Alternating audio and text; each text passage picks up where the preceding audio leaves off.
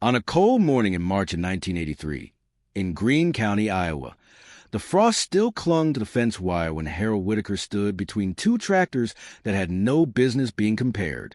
One was a 1972 John Deere 4020, 94 horsepower, fresh green paint that still caught the light, a machine that had defined modern farming for a decade. It had been bought used just 3 years earlier for $9,500, financed through a bank that liked numbers more than people. The other sat quieter, lower, heavier in a way you couldn't measure with a scale.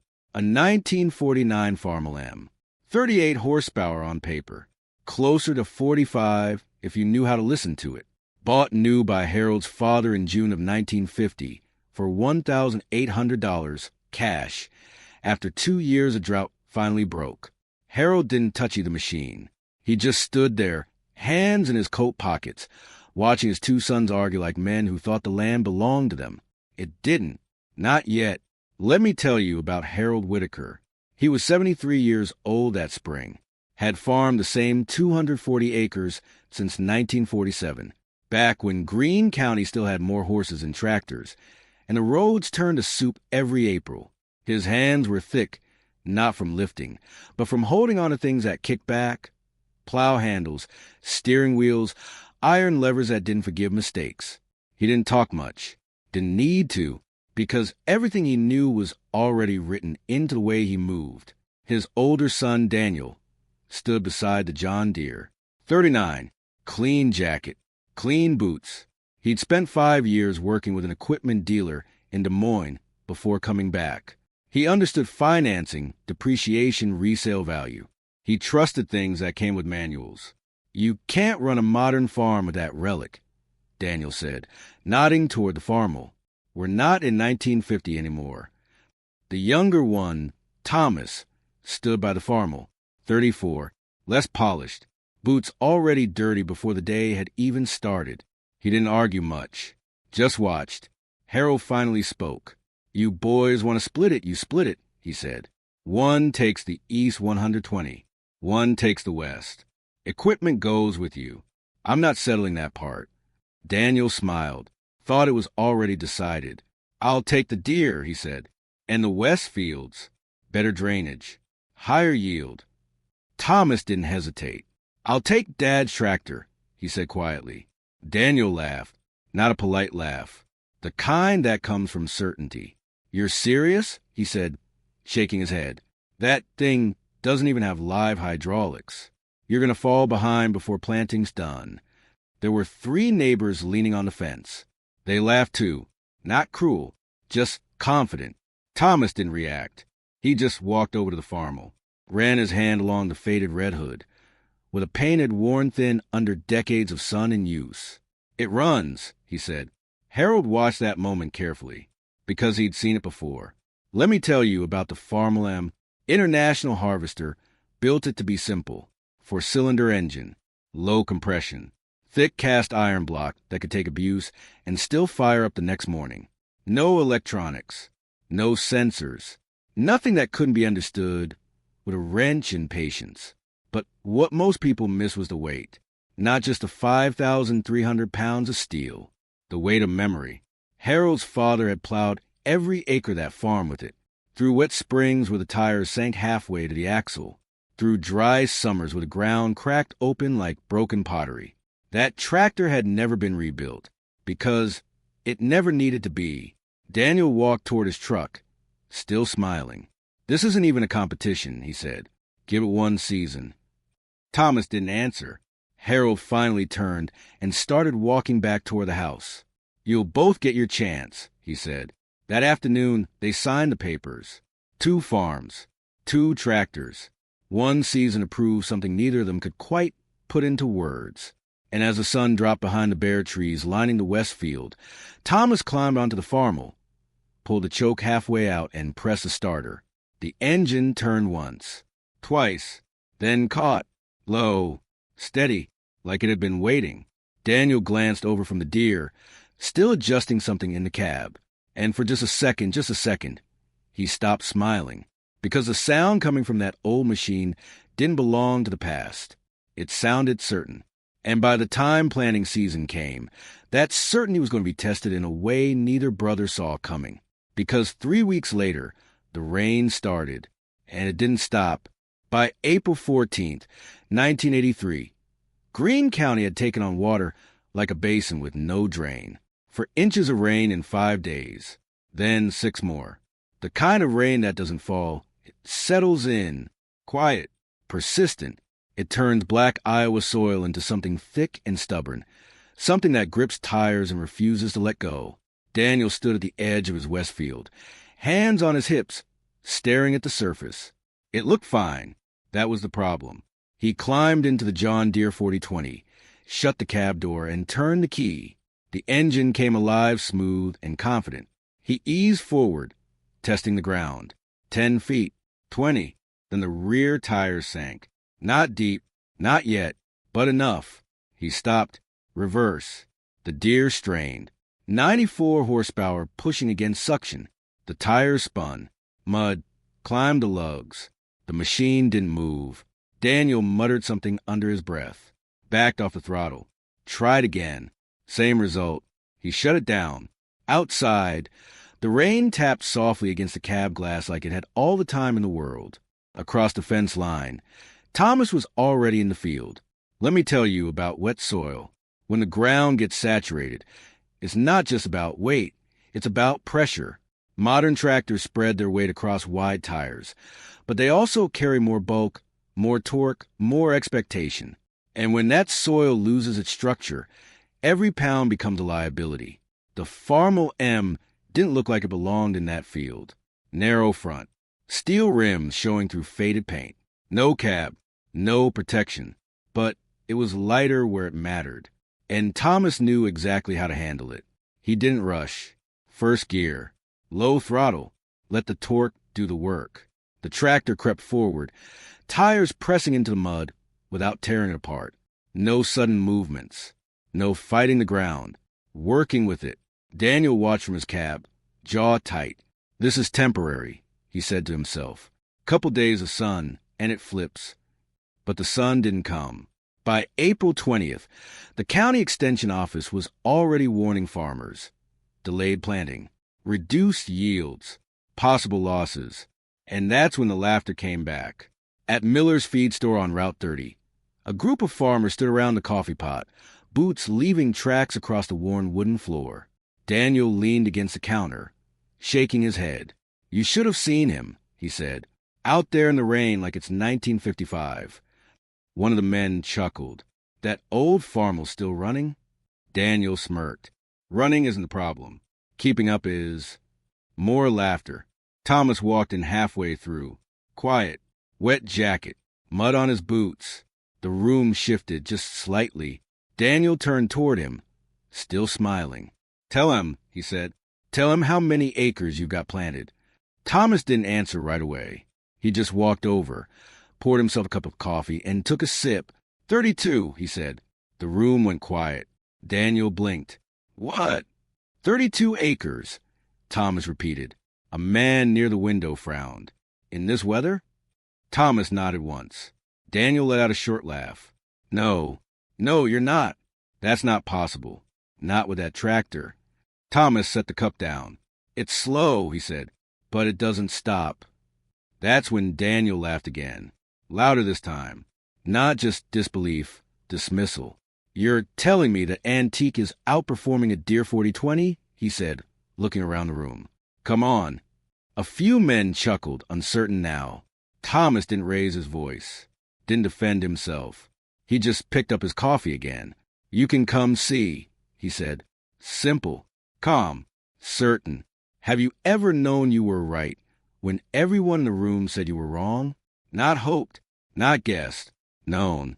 That's what that moment looked like. Daniel shook his head. I don't need to see it, he said. I'll be ahead in 2 weeks. Thomas nodded. Maybe, he said, and then he walked out. The door closed behind him with a soft click that felt louder than anything said inside. 2 days later, the rain stopped. The sun came out, and Daniel made his move. He waited until midday, let the top layer dry just enough. Then he climbed back into the Deere, fired it up, and headed straight into the field. This time the ground held. At first, 20 yards in, the tractor moved clean. 30, 40, then the front dipped, just slightly. Daniel didn't slow down. Big mistake. The rear tires hit the softer layer underneath and dropped, not gradually. All at once. The Deere lurched forward, then stopped dead. Engine still running. Wheels spinning. But the machine wasn't moving anymore. It was sinking.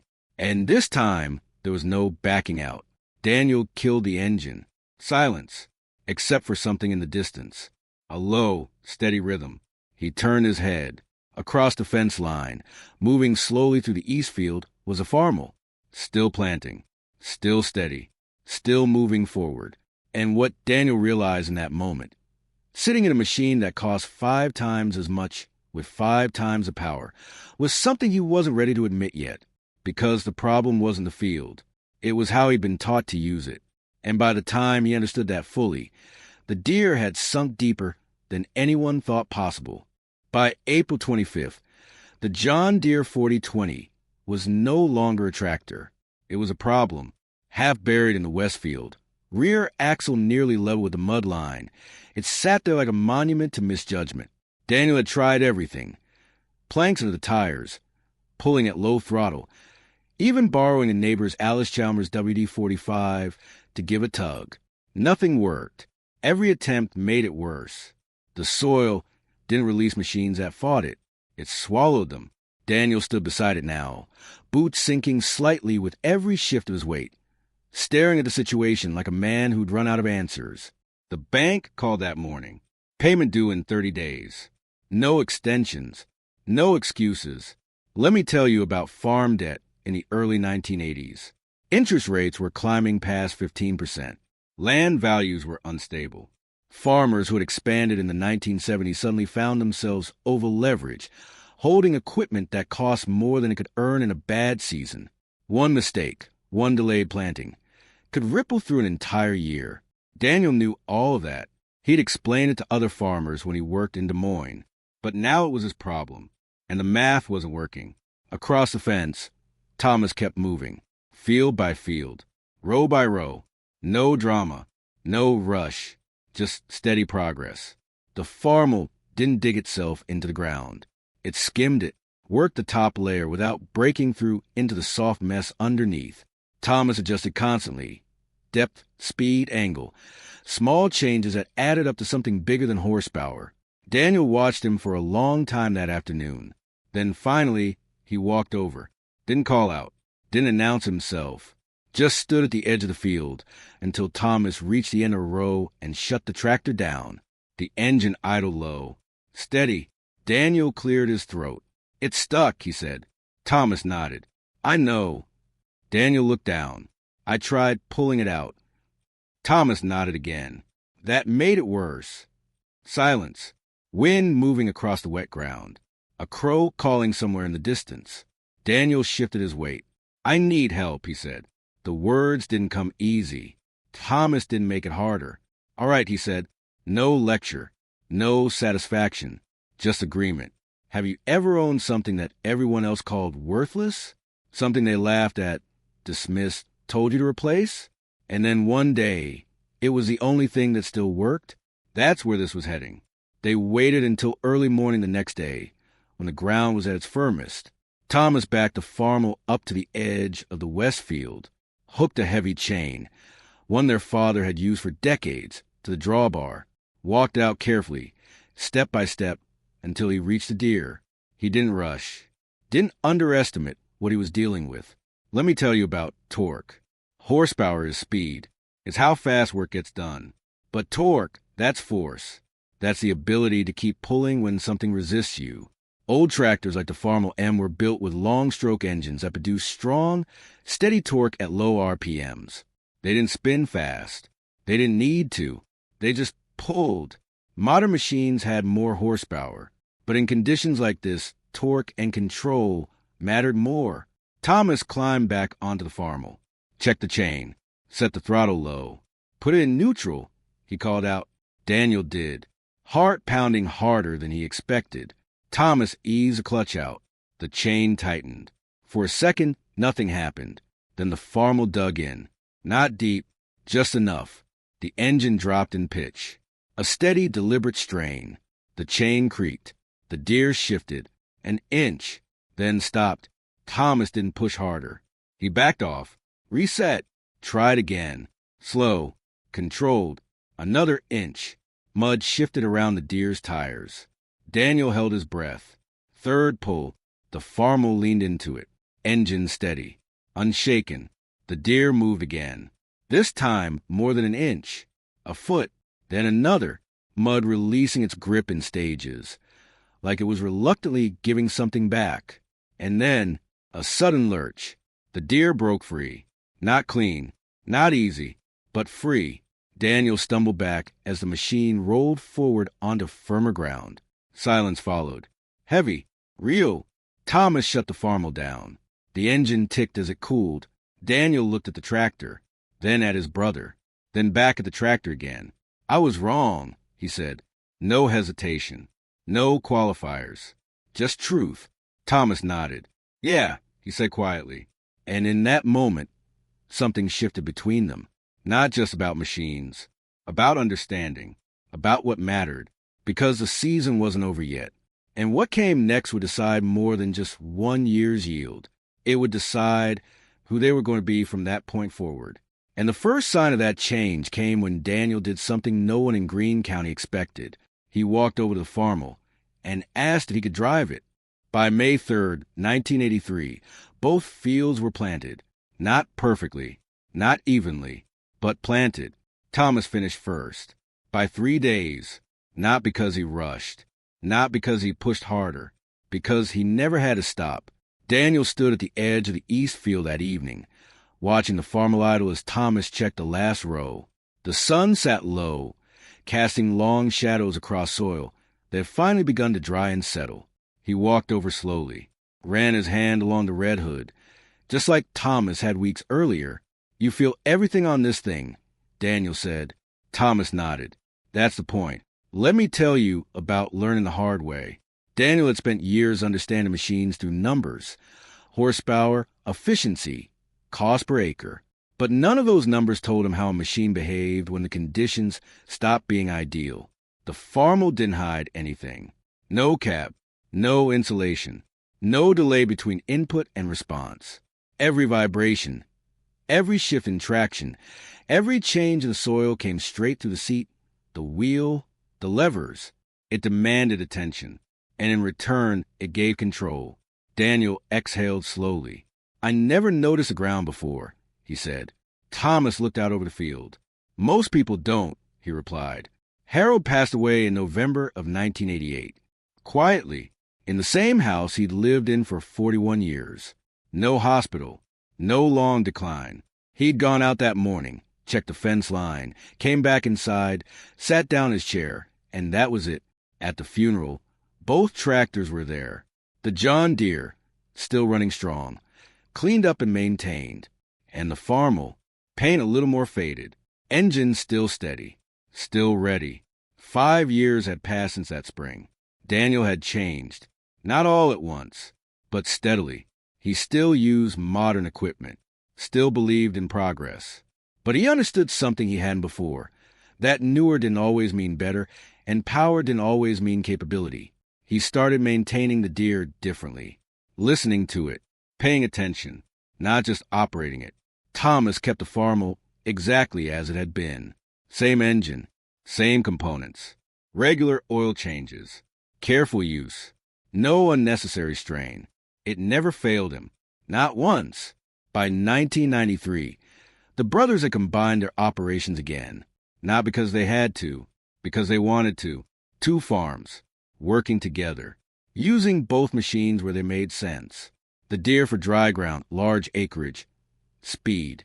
The Farmall for tight conditions, wet soil, precision work.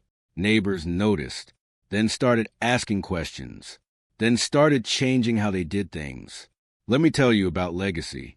It isn't about what you leave behind. It's about what keeps working after you're gone. By the time Daniel's son, Mark, took over part of the farm in 2005, he had grown up driving both tractors. He understood them differently, not as opposites, but as tools with purpose. He restored the Farmall's paint that year, carefully, not to make it new, but to preserve what it was. The original serial plate stayed. The engine stayed untouched. Because some things don't need improvement. They just need respect. On a fall afternoon in 2012, Mark's son, Harold Whitaker, climbed up onto the Farmall for the first time. 4 generations. Same machine. Same land. The engine started on the second turn, just like it always had. And somewhere in that steady rhythm, you could still hear the man who bought it in 1950. You could still feel the lesson passed down without words. Because in the end, the story was never about choosing the right tractor. It was about understanding what each one was built to do. Some things don't become obsolete. They just wait for people to remember why they were built. If you've ever known someone who held on to something everyone else gave up on, an old machine, a piece of land, a way of doing things, and prove it still had value, I'd like to hear about it. Share your story in the comments. I read everyone. And there's another story coming soon about a farmer in Nebraska who kept a steam engine running 30 years after the last parts were made, and what happened the day the county tried to shut it down. You'll want to be here for that.